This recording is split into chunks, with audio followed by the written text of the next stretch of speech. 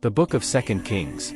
Chapter 19 verse 1 to 37. And it came to pass, when King Hezekiah heard it, that he rent his clothes, and covered himself with sackcloth, and went into the house of the Lord. And he sent Eliakim, which was over the household, and Shebna the scribe, and the elders of the priests, covered with sackcloth, to Isaiah the prophet the son of Amoz. And they said unto him, Thus saith Hezekiah, This day is a day of trouble, and of rebuke, and blasphemy, for the children are come to the birth, and there is not strength to bring forth. It may be the Lord thy God will hear all the words of Rabshakeh, whom the king of Assyria his master hath sent to reproach the living God, and will reprove the words which the Lord thy God hath heard, wherefore lift up thy prayer for the remnant that are left. So the servants of King Hezekiah came to Isaiah. And Isaiah said unto them, Thus shall ye say to your master, Thus saith the Lord, Be not afraid of the words which thou hast heard, with which the servants of the king of Assyria have blasphemed me. Behold, I will send a blast upon him, and he shall hear a rumor, and shall return to his own land, and I will cause him to fall by the sword in his own land. So Rabshakeh returned, and found the king of Assyria warring against Libnah, for he had heard that he was departed from Lachish.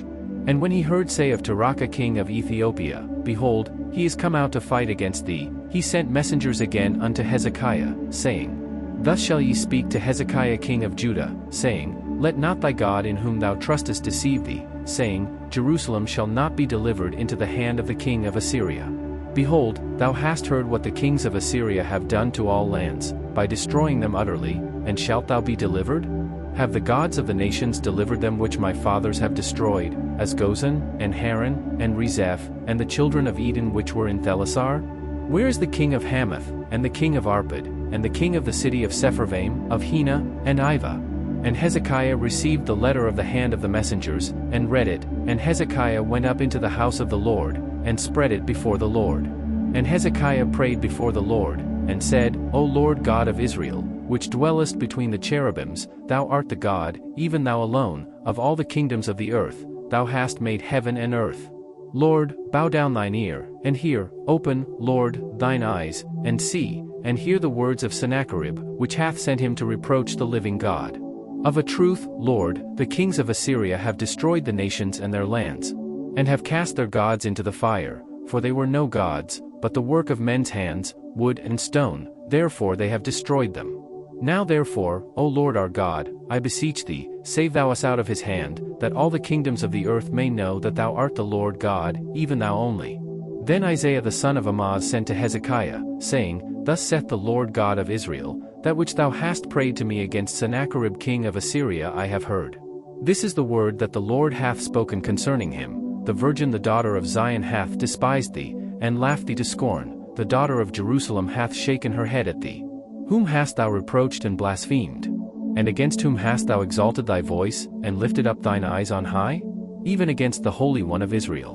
By thy messengers thou hast reproached the Lord, and hast said, With the multitude of my chariots I am come up to the height of the mountains, to the sides of Lebanon, and will cut down the tall cedar trees thereof, and the choice fir trees thereof, and I will enter into the lodgings of his borders, and into the forest of his Carmel. I have digged and drunk strange waters, and with the sole of my feet have I dried up all the rivers of besieged places. Hast thou not heard long ago how I have done it, and of ancient times that I have formed it? Now have I brought it to pass, that thou shouldest be to lay waste fenced cities into ruinous heaps. Therefore their inhabitants were of small power, they were dismayed and confounded, they were as the grass of the field, and as the green herb, as the grass on the housetops, and as corn blasted before it be grown up. But I know thy abode, and thy going out, and thy coming in, and thy rage against me. Because thy rage against me and thy tumult is come up into mine ears, therefore I will put my hook in thy nose, and my bridle in thy lips, and I will turn thee back by the way by which thou camest. And this shall be a sign unto thee, ye shall eat this year such things as grow of themselves, and in the second year that which springeth of the same, and in the third year sow ye, and reap, and plant vineyards, and eat the fruits thereof. And the remnant that is escaped of the house of Judah shall yet again take root downward, and bear fruit upward. For out of Jerusalem shall go forth a remnant, and they that escape out of Mount Zion, the zeal of the Lord of hosts shall do this. Therefore thus saith the Lord concerning the king of Assyria, He shall not come into this city, nor shoot an arrow there, nor come before it with shield, nor cast a bank against it. By the way that he came, by the same shall he return, and shall not come into the city, saith the Lord. For I will defend this city, to save it, for mine own sake, and for my servant David's sake.